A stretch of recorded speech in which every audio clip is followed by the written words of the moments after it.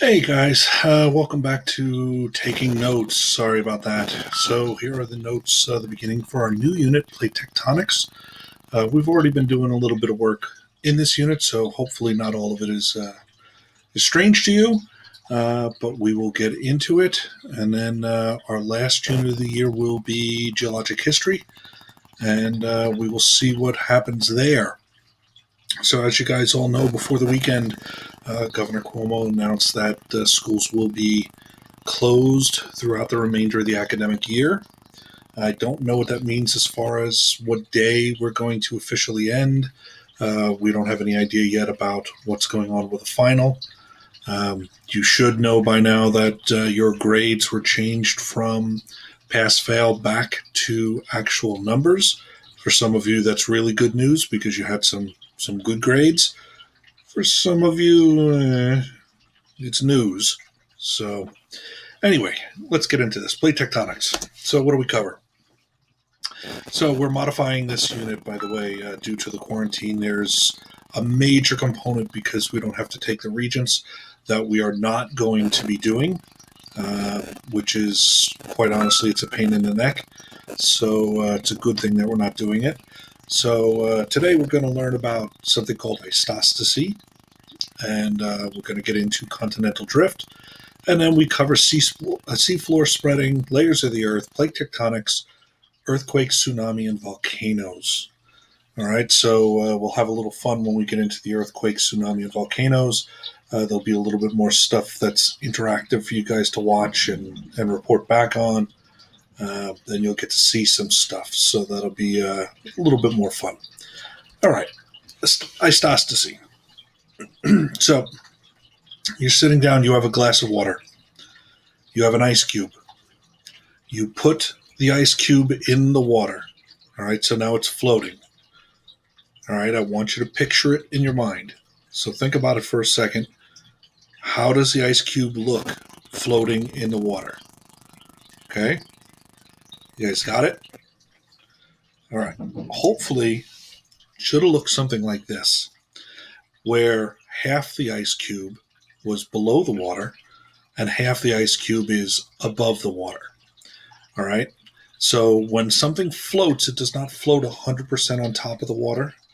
Okay, the less dense it is, the more or the higher the percentage that'll be above the water, but it's never going to be 100% above the water. All right, so it doesn't float on top of the water. You're always going to have a part of it that is below the water line. Okay, so why am I bringing this up? Well, when we talk about the continents, okay, we talk about plates. The plates are following this rule. Okay, so they're floating on magma. Okay, but they are not floating on top of the magma. All right. So, and then depending on areas such as where there are continents, the crust is much thicker underneath the continent. So that's pushing down further into the magma. Areas where there's no mountains, where the crust is much thinner, it's kind of up higher. Okay. So that's your more dense, less dense conversation. All right. So the only reason I'm bringing this up, the whole ice cube thing, is that's what the continents are doing. Got to keep that in your mind as we talk about that. Okay. So, theory of continental drift. All right. So before we just jump right in, there's going to be some background information for our little story here. The story is going to center around a particular scientist. Some of you may have heard of him, but I doubt it. Again, giving what you guys learned prior to this. All right. So it's the turn of the century. This is not just 20 years ago. This is the turn of the century before that. So the 1800s to the 1900s. Okay. So what you need to understand is that there are no TVs, there are no radios, there's no internet. Okay. There's not really electric lights to most places yet. All right. So people had to find different ways to occupy their time. Okay. All right. So some of those people rode those funny bicycles with the big wheels, which looked kind of dangerous. You had art, you had the theater, vaudeville, literature, okay, things like that. You had people who got into woodworking and various things that they did with their hands. Okay. Some people turned to science. All right. And one of those people is Alfred Wegener. Wegener is a German scientist and explorer. All right. Born in 1880. His major thing was that he loved exploring Greenland, which you can see right above me. Okay. That's him right there. All right. In Greenland. At this time, Greenland has not been fully explored. Okay, so they're still going out there and charting what Greenland looks like. It is much colder than it is today. Okay, um, not a very nice place to be, but for whatever reason, that's what he was into. He was also a meteorologist and a climatologist. Okay, so things about continents were kind of secondary to him, not his main interest, but he still thought about it. Okay, so we really don't care what his views are on weather and climate for even Greenland for that matter, don't really care. We are focused on what he thought about the continents. Okay? Now, he notices three things. All right, and these are three things that, well, one of them you've noticed, okay, on the bottom left, is that the continents, some of them look like they fit together, like big puzzle pieces. Okay? So he noticed this as well. So the shape of the continents look like they all fit together. All right. But by itself, that could just be coincidence. So we really, he wouldn't necessarily do much with that. Okay. So we move on to the second thing here. So as you're looking, you can see this orange stripe here. And what that's telling you is that this fossil, this kind of alligatory looking type of thing, is found in two places in the world, in this section of South America and this section of Africa. The one thing I want you to notice about this particular fossil, it's not a fish. Okay, so swimming across the ocean, not very likely. All right, same thing with this gray guy over here. Kind of looks like a bulldog. Okay, and you'll see that it was found in parts of Africa and Central Africa, the Indian subcontinent, and parts of Antarctica.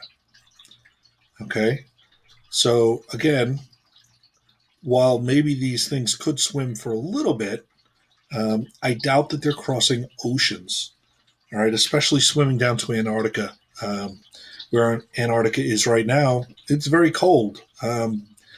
If you were in the water without protection around Antarctica, you're probably surviving for somewhere in the neighborhood of 7 to 8 minutes before you die. All right, very, very cold. All right, you'll also notice this plant here, Australia, Antarctica, parts of India, Africa, and South America, but very specific parts. Okay, so it follows this line. All right, and then we have this guy down here. All right, that's found again in South America and Africa.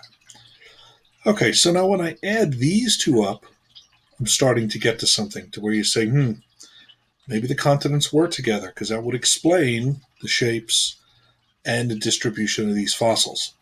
Okay, our last thing is location of diamond mines. Okay, most of the world's diamond mines are going to be found in this section of South America and over here behind my picture here. Let's just see if I can, move that. Just move me up here for a second. So you see our diamond mines in Africa and our diamond mines in South America. That if those two continents were together, that they line up with each other. Okay, so diamonds formed very, very long ago. All right, that's not something that forms very quickly under great amounts of pressure. So it would kind of make sense that the diamond mines would be near each other if the continents were connected. Okay, so Wegener starts to think about these three things. When I add these three things together, kind of looks a little bit more convincing. Okay, so what does he notice? This is him thinking about it here, arguing with himself. Oh, hold on. Wait a minute. No. Yes. Okay. So he concludes that the continents were once together, and now they're not. So the continents must be moving. Okay. So he understands this. He knows that they must have moved. Okay. So in his words, though, it's going to be that they were drifting. Okay. Kind of like something just floating randomly in the ocean. All right. So he develops his theory of continental drift. Okay. And he goes to the greatest minds of the time in 1912 and he presents his theory. Okay. He has one small problem, and this next slide is where we're going to end for today. Okay. He can't explain how. Okay. So he comes in and says, gentlemen, because unfortunately no female scientists to speak of back then, and even if there were men taking credit for it. Okay. Continents are moving. And they looked at him and said, Ow, you expect me to believe that these gigantic continents, how much must they weigh? How big are they? Okay, what force is possibly moving these continents? Okay, so he had no answer. Okay, so it left him, whichever picture you want to pick over there on the right to show that he was sad, but he could not, for the life of him, answer this question. He had no idea. So this is why it stays as the theory of continental drift.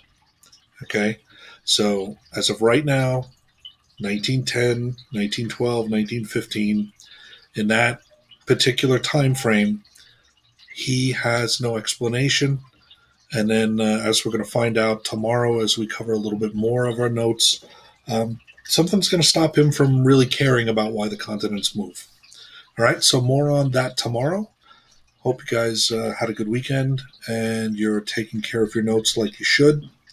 And as soon as I have more information about the fourth quarter and what the grading is going to look like, I will let you know. As of right now, I'm going as if everything is normal. Okay? All right. Again, any questions, any problems, reach out to me. Let me know I'm here. Otherwise, be safe, and I will talk to you guys soon. Bye.